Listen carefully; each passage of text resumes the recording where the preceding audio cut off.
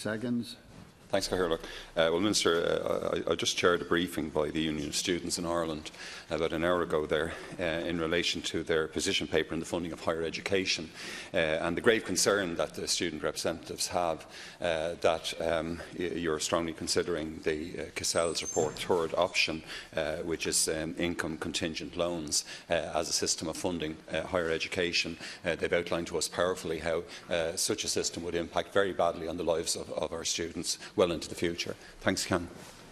Minister. I'd like to thank Deputy Broughan. Actually, Tommy, Deputy Pringle was here just before you and raised a rather similar question, so I don't want to be totally just repeating myself. But basically, Peter Castles, he chaired that expert group. He looked at the pressure on higher education over the recent period where funding was effectively frozen and numbers increased, and that has put this system under very considerable strain. We're looking now at how do we set up a sustainable funding model for the future. And Peter Castles has indicated a number of options, as you know. I haven't sat on my hands in that I've immediately worked to develop an exchequer option with 36.5 million going in this year, a 3-year programme with demographics built in going to 160 million over the 3 years.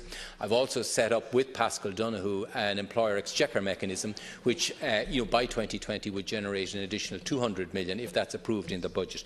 The issue of the income contingent loans and the contribution of students, it is, as you know, being considered by the Oireachtas Education Committee. Clearly we need to have political and social consensus on the way we go on this. Peter Castles has set out, the merits of it in that, people do get a very substantially increased livelihood if they get a third level. It dramatically improves their lifetime earnings, and he's asking, should people contribute back? I think people then have raised other concerns about, the cash flow impact of it, whether it would create a barrier for people from disadvantaged areas, whether we should look at, are there other ways of making sure that people from disadvantaged areas get access. So I think that those issues are being thrashed out by the Education Committee. We are doing, if you like, technical evaluation of how would it work if it was to be opted for.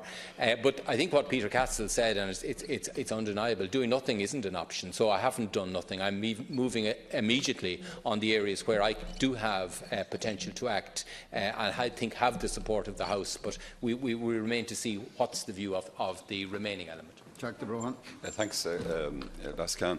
Well, I mean, as outlined to us, again, I think the impacts on students in terms of, the huge struggle it is to get through college in the first place, in terms of so many people living away from home, with rents, with costs of living, with the existing fees, which your last government, of course, dramatically increased, that all of that will impact to, make it so hard, particularly for children from more disadvantaged areas. And you and I both represent a number of areas, a number of postcodes, Minister, where the take-up of third level is still below 20%, 15–20%, which is, has to be, I think, your first task as even an ordinary TD.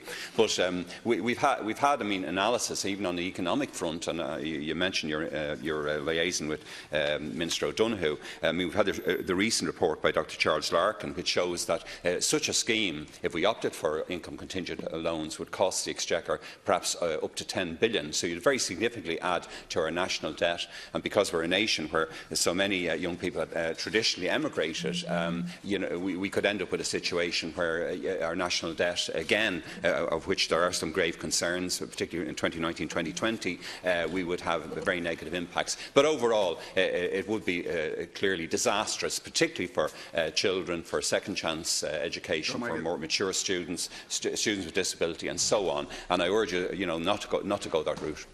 Minister.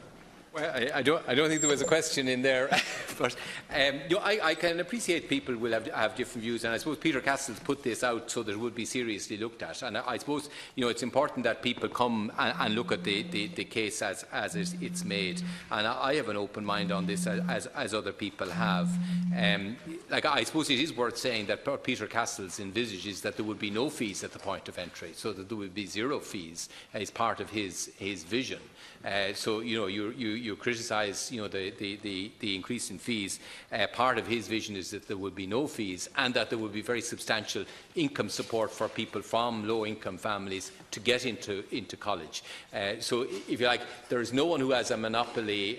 Advocates of this aren't hard-headed capitalists who are viewing education should be for the privileged. He has envisaged that and is looking at this. So I think we just need to have an honest debate. It's very like health and pensions. We need to look at how are we going to fund these, which are going to be increasing demands on all of our families. Either through the public purse or elsewhere, and we need to look at viable and sustainable funding models. And I'm trying to take the actions that I can within my own area. Supplementary. You mentioned in relation to employer contributions of 200 million. The exchequer rising exchequer funding is dismal. Compared to obviously the level of funding even before austerity began. But what are your plans in relation to the 2018 budget in particular? Is there something specific there that, in addition, that you might be looking at in that regard? Would it be possible, because your own party is the one party which we don't seem to have a clear view on this, hasn't been articulated certainly before the general election. You certainly were very shy about saying where you stood on this issue. Would it be something that you could promote, a full-scale Dáil debate before the end of this term or the next term on this very subject? Final response, Minister. What we need to do is do a bit of an evaluation as all parties. I mean, it's not to decide before you evaluate the issue that your mind is made up. And that is a danger in the line of questioning that the Deputy is raising.